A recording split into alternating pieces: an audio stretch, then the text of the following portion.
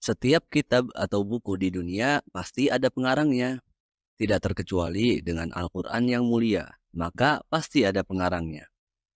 Semua muslim di dunia ini percaya bahwa Allah Subhanahu wa taala yang mewahyukan Al-Quran kepada Nabi Muhammad sallallahu alaihi wasallam. Tapi bagi mereka yang tidak beriman atau tidak percaya, maka mereka berpikir sebaliknya. Lalu apa yang mereka pikirkan? Maksudnya, jika mereka tidak percaya Al-Quran itu diwahyukan oleh Allah, maka dari mana Al-Quran berasal? Karena sebenarnya tidak ada banyak pilihan lain. Sedangkan Nabi Muhammad lah yang mendiktekan ayat-ayatnya ke para sahabatnya yang kemudian mencatat ayat-ayat tersebut. Jadi, jika mereka tidak menganggap Al-Quran itu dari Allah, maka apakah mereka mengira itu berasal dari salah satu empat kemungkinan ini? Kemungkinan yang pertama, yaitu Nabi Muhammad mengarang Al-Quran itu sendiri. Kemungkinan kedua adalah Nabi menggunakan kitab-kitab sebelumnya, seperti Injil atau Taurat, untuk membuat Al-Quran. Kemungkinan ketiga yaitu Nabi dibantu oleh orang lain, seperti orang Nasrani dan atau orang Yahudi untuk membuat Al-Quran. Atau kemungkinan keempat, yaitu setanlah yang membantu Nabi untuk membuat Al-Quran dan yang memberitahunya tentang hal gaib seperti berita-berita atau bangsa-bangsa terdahulu yang tidak dia saksikan. Jika Anda sempat berpikir bahwa ada kemungkinan lain seperti Nabi Muhammad itu tidak pernah ada, mungkin Anda perlu membaca ulang sejarah dan berpikir logis. Dari mana kemudian Al-Quran ini berasal? Jika jawabannya masih ada kaitannya dengan manusia dan atau setan, maka akan kita masukkan ke poin 3 dan 4 nanti. Jadi, hanya ada 4 kemungkinan inilah jika Al-Quran itu bukan dari Allah. Tidak ada pilihan lain mengenai dari mana asal-usul Al-Quran.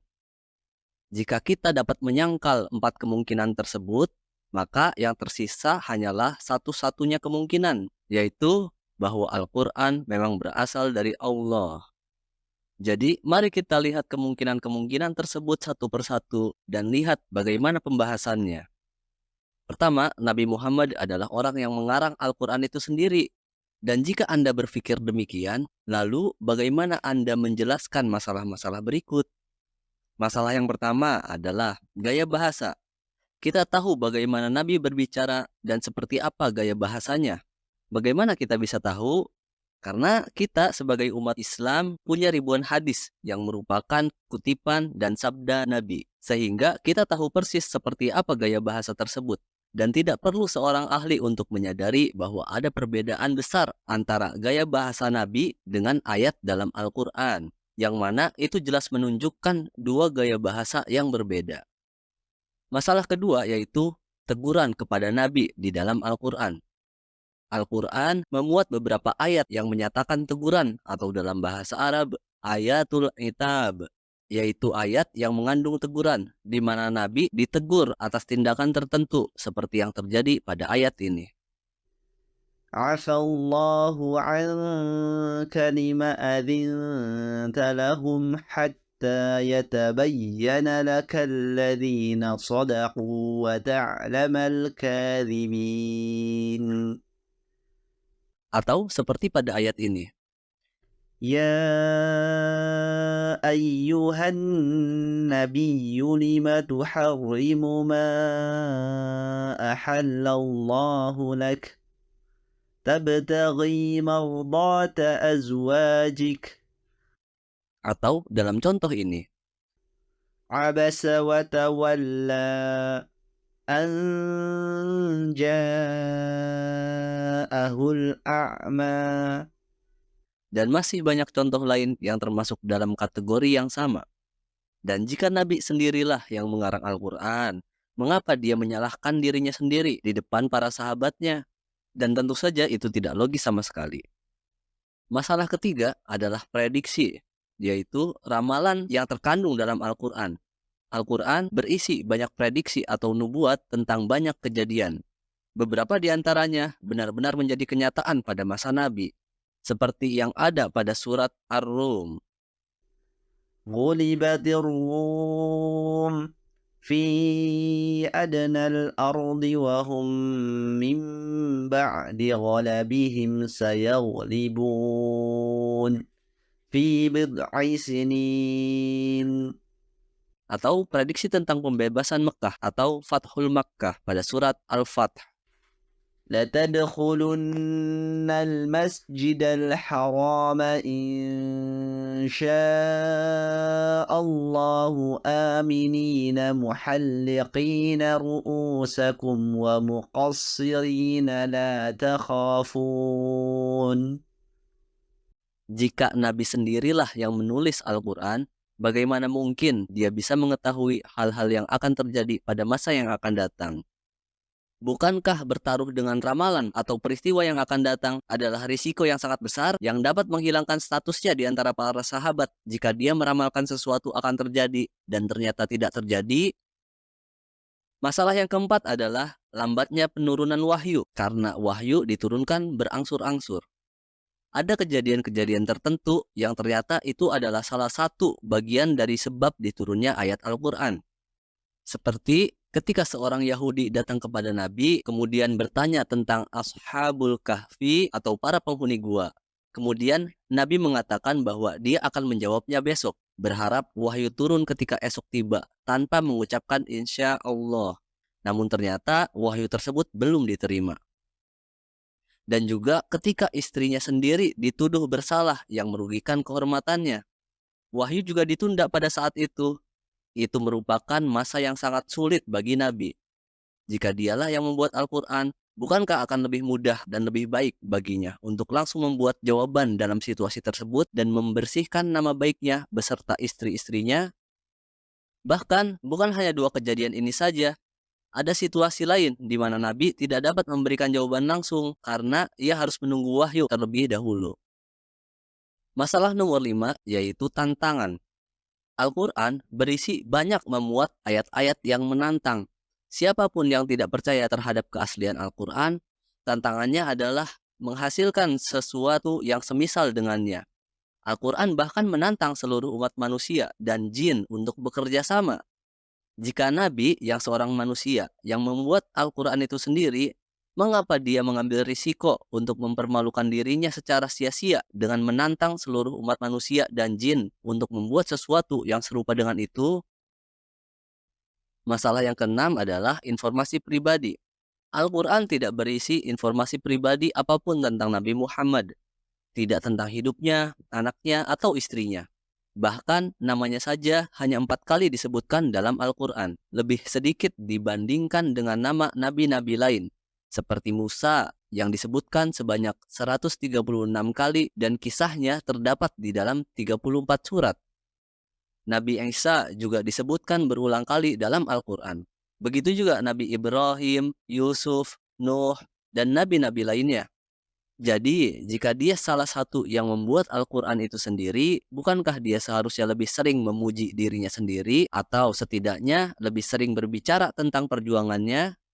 Sehingga seperti yang bisa kita lihat di sini, kemungkinan pertama bahwa Nabi yang mengarang atau membuat Al-Quran itu sendiri sebenarnya tidak logis dan penuh dengan masalah dan pertanyaan yang tidak ada jawabannya.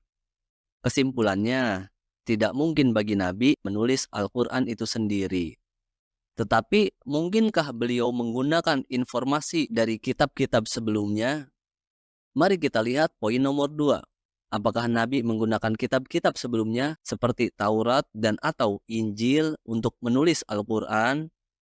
Kemungkinan ini dapat dengan mudah dibantah karena Nabi itu ummi atau buta huruf, yang berarti bahwa dia tidak bisa membaca dan tidak bisa menulis. Jika Anda berasumsi bahwa dia tidak buta huruf, pertanyaan selanjutnya adalah di mana dia bisa mendapatkan kitab-kitab tersebut dalam bahasa Arab? Tahukah Anda bahwa terjemahan pertama kitab-kitab terdahulu dalam bahasa Arab dibuat sekitar abad ke-9, yaitu 100 tahun setelah wafatnya Nabi Muhammad. Lalu, bagaimana mungkin beliau bisa membacanya? Bahkan, sampai sekitar abad ke-18, gereja mengendalikan distribusi terjemahan kitab-kitab dari masyarakat umum dan membatasi penyebaran terjemahannya. Sehingga kitab-kitab tersebut belum tersedia untuk dibaca masyarakat awam.